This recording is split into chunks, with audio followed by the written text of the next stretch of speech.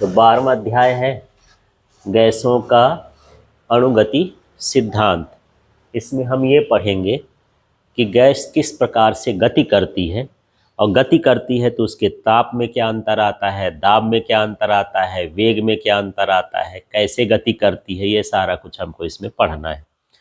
और गैस तो कोई बड़ी चीज़ है नहीं, वो छोटा सा कण है, तो गैस के कण को अणु कहते हैं, है ना। छोटे छोटे कणों को क्या कहते हैं, अणु कहते हैं। तो यहाँ पर जो गैसों का अणुगति सिद्धांत है, पाठ का नाम भी है, एक सिद्धांत भी है। इस सिद्धांत को जो देने वाले साइंटिस्ट हैं उनका नाम है क्या, मैक्सवेल, और साथ में बोल्ट्जमैन। ये दो साइंटिस्ट थे, इन्होंने इस सिद्धांत को दिया। कौन सा सिद्धांत है, गैसों के अणुगति का सिद्धांत। तो इस सिद्धांत में उन्होंने क्या दिया कि सबसे पहले जो गैस के अणु होते हैं वो कैसे होते हैं, गोल होते हैं, इनका आकार कैसा होगा, गोल।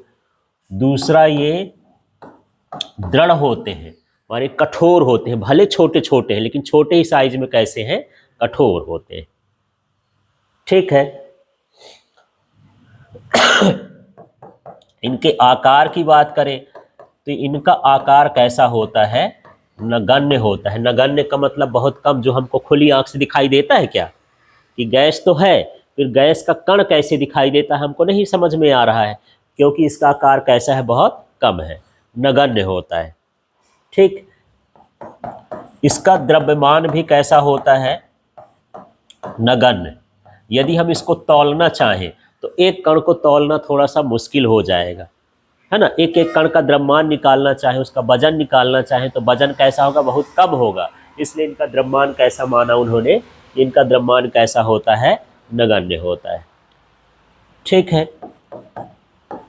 ये सभी संभव दिशाओं में गति कर सकते हैं। ठीक है।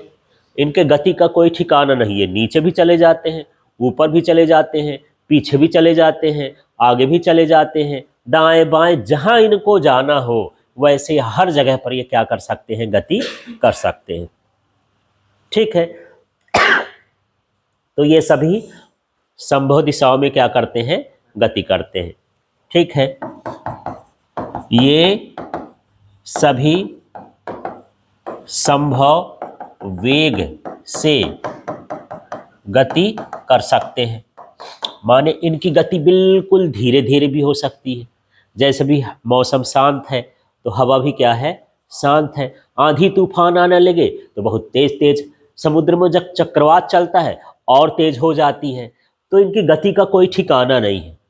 ये छोटी से छोटी गति में भी जा सकते हैं और बड़ी से बड़ी गति में भी जा सकते हैं। यदि एक तो यहाँ का गुरुत्वाकर्षण का मान थोड़ा सा ज़्यादा है, नहीं तो ये तो पलायन कर जाए, हमारे पृथ्वी के बाहर भी जा सकती है ये। यदि यहाँ गुरुत्वाकर्षण कम हो जाए और पलायन वेग का मान थोड़ा सा कम हो जाए तो ये इसको भी छोड़ के क्या कर सकती है, जा सकती है। तो हर संभव वेग से क्या कर सकती है, ये गति कर सकती है। गुरुत्व का प्रभाव इनमें क्या होता है, नगण्य होता है।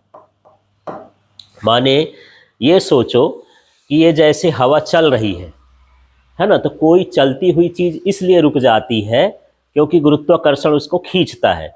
तो हवा को भी गुरुत्वाकर्षण खींचता होगा, तो हवा को भी रुक जाना चाहिए, पर रुकती नहीं है। यदि हवा रुक जाए तो हम सांसें कैसा ले पाएंगे यार। मैं कार्बन डाइऑक्साइड छोड़ रहा हूँ तो यही नहीं है, यही के यही क्या हो जाएगी, बहुत सारी कार्बन डाइऑक्साइड हो जाएगी, मैं फिर सांस ले पाऊंगा। तो इसका कार्बन डाइऑक्साइड उधर जाएगा, उधर से ऑक्सीजन इधर आएगा, हमको पता नहीं चलता, भले धीरे तेज जो भी आता हो पर आता तो है ना। माने इसकी गति कम नहीं होती। तो इस पर गुरुत्व का प्रभाव क्या होता है, नगण्य होता है, कुछ नहीं पड़ता है। ठीक है। ये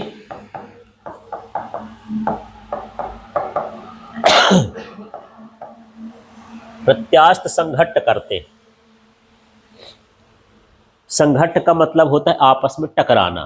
तो जब आपस में टकराते हैं तो एक संघट्ट होता है प्रत्यास्थ और एक होता है अप्रत्यास्थ।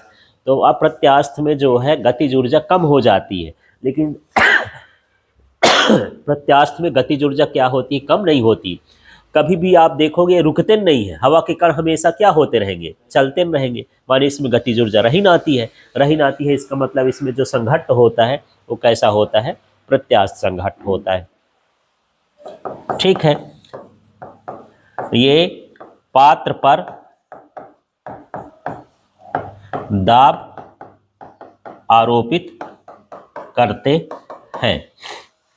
माने जिस बर्तन में रखोगे या जिस घर पर इसको कैद कर रहे हो वहां पर ये क्या लगाएंगे, दाब लगाएंगे। तो आपको दाब का तो एहसास नहीं होता है, लेकिन सोचो कि मान लो आप साइकिल से जा रहे हो और सामने से हवा आ रही हो, तो आपकी स्पीड क्या रहेगी, कम। क्यों कम, कौन कम कर रहा है, हवा। आप पर दाब लगाती है, आप जाना चाहती उधर, वो आपको इधर लाना चाहती, तो आप पर क्या लगाती है, दाब लगाती है। ठीक है,